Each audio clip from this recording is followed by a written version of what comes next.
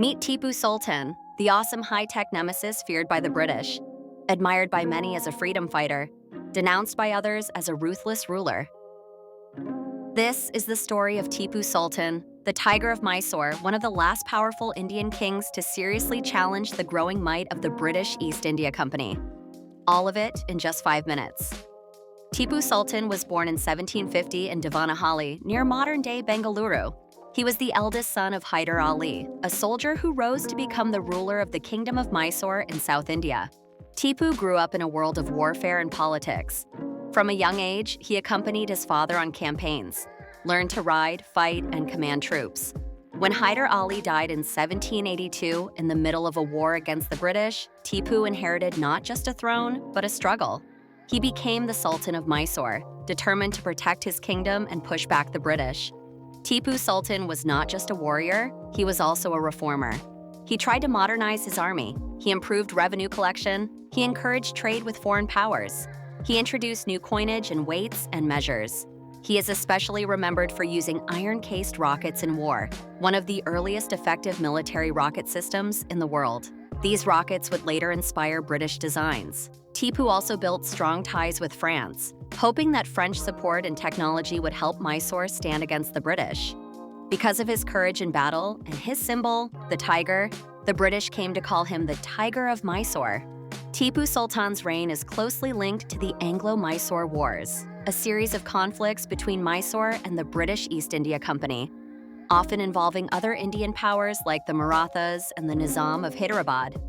Tipu fought in the Second Anglo-Mysore War alongside his father, and after Hyder Ali's death, he signed the Treaty of Mangalore with the British, one of the few treaties where an Indian ruler negotiated on nearly equal terms.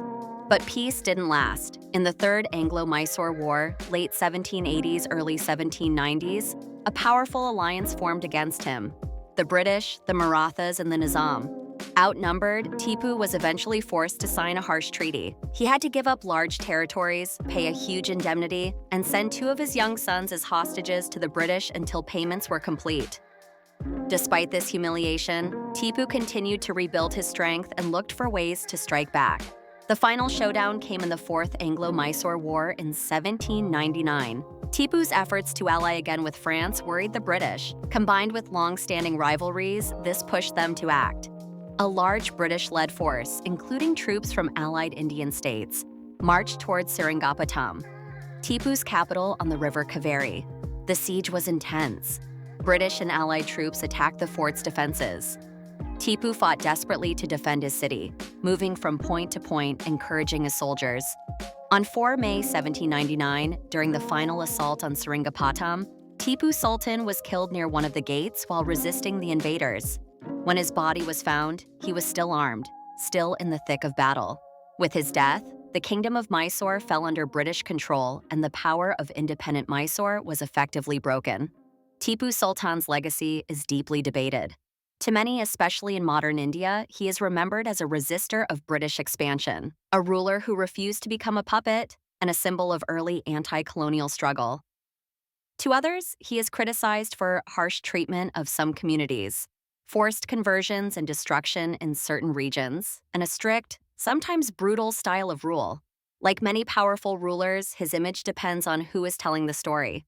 What is clear is that Tipu Sultan was one of the most determined Indian opponents of the British in the 18th century, a military innovator who used rockets and alliances to try and balance European power, and a king who chose to die fighting rather than surrender his throne.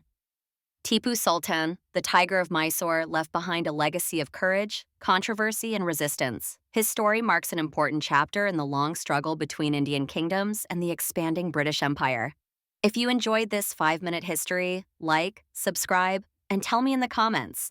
Is Tipu Sultan a hero, a tyrant, or something in between? And who should we cover next?